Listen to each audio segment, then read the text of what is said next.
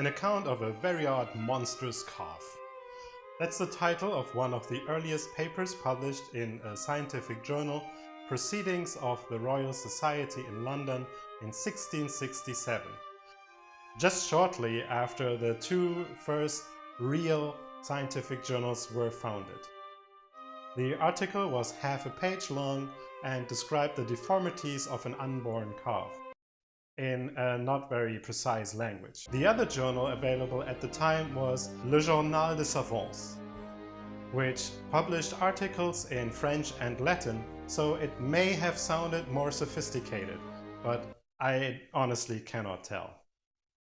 Since then we've come a long way, and today I want to introduce you to the structure of the modern scientific article. My name is Dennis, I'm a freelance scholar, and with this video I want to start my series on scholarship in science. Over the next couple of videos I want to tell you about the scientific research article, how it is structured, how you should read it, and how you can write it. So let's start with the current basic structure of the original research article. The currently most used format for scientific reports has been around for about a century, and it's called IMRaD. IMRaD stands for Introduction, Method, Results, and Discussion. So let's go through these different parts and see what the purpose for each of them is in a scientific report. To answer that question, it helps to first ask, what do the authors try to achieve? The goal of the research report is to communicate with your colleagues that you've done a study, you've done it correctly, and how it changed your way of thinking about the phenomenon that you were studying. In a nutshell, researchers who follow the scientific method start with the current state of understanding about the phenomenon they are interested in order to do their part in completing the description of the phenomenon or to better understand the causalities, they will formulate research questions and a hypothesis. The next step is then to design an experimental study and to conduct the experiments. Finally, they analyze and interpret the data and take conclusions from these results, which then are integrated into the body of current understanding about the phenomenon. The process of finding a research question and formulating a hypothesis is reported in the introduction. At the end of the introduction, you should find a brief explanation of the nature of the study and a preview on the results as well as the conclusions. The technical details of the experiments are explained in the methods section. It allows the reader to better understand the limitations of the study, and it should also enable the reader to replicate the study in their own lab if they find necessary. Often authors refer to previous papers for their methods. If you're lucky, these papers explain the methods in more detail. If you're not lucky, you will be sent down a rabbit hole of citations only to find that the actual method was never thoroughly explained anywhere. The results section then describes in detail the results of each experiment, and usually there is a sentence or so of interpretation of the data. This also includes the results of the statistical analysis. From this description and accompanying figures, you should be able to really understand the nature of the resulting data and have an idea of how these outcomes should be understood. Now that we have our findings, we want to integrate them into the current body of understanding of the phenomenon, and this is reported in the discussion section. Here the authors will briefly summarize the most important points from the results section and state whether they think their hypothesis was to be rejected or not.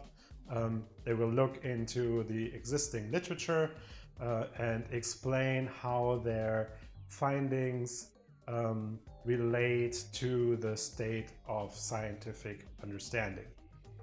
In the end, the authors state their main conclusions from their own results and the significance for the bigger picture. Okay, these were the main parts of the research paper. But if you have ever had a closer look at a proper research article, you will notice that a couple of typically available segments are not included in the IMRaD acronym. You will find the title, which should state the take-home message of the whole study, the abstract, which is a very brief summary of the whole paper, where every part of the paper is compressed into only 1 or 2 sentences.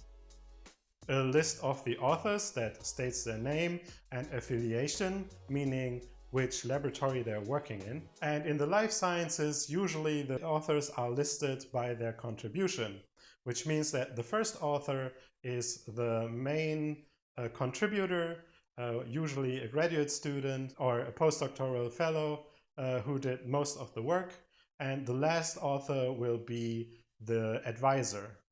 In between are authors with different degrees of contribution. People who helped out with the study or with the writing, but did not contribute sufficiently to be considered authors, will be thanked in the acknowledgements. And finally, you should find a conflict of interest statement and the source of funding for the study. And at the end of the paper, you will find a list of references which name the sources for the claims that the authors made in the text. So every claim that was made in the paper needs to be either indicated as the author's own thought, so their own speculation or their own conclusions, whereas other claims need to be substantiated by citing the source that first made the claim that they're discussing. And the purpose of a research article is to report a piece of scientific inquiry.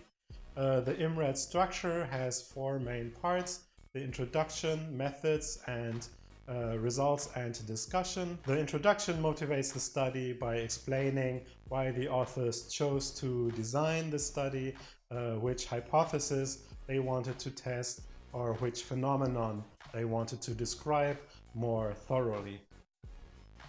The methods section then describes the methods that were used to make the experiment, and they are supposed to put the reader into the position to understand the limitations of the study and to replicate the experiments if they so desire. The results section then explains exactly the data as they were produced from conducting the experiments, including how the authors interpret them in the very detailed way. And finally, in the discussion, the authors will summarize the key points, put the findings in context of the existing knowledge in the field, and state the author's conclusions. The title and abstract function as previews for the content of the article, and there is additional information about authors and contributors, including conflict of interest and funding sources in the author list on one hand and the acknowledgements on the other hand. And finally, there is a list of sources that were cited in the text. If you want a PDF with the information in this video, you can find it on my website. I will put a link to the download in the description. And while you're there, please sign up to the newsletter to get a monthly update about what I'm doing. But before you go to my website, please subscribe and give me a thumbs up. Leave questions, remarks, and suggestions in the comment section. Thank you very much for watching. Have a nice day. Bye-bye.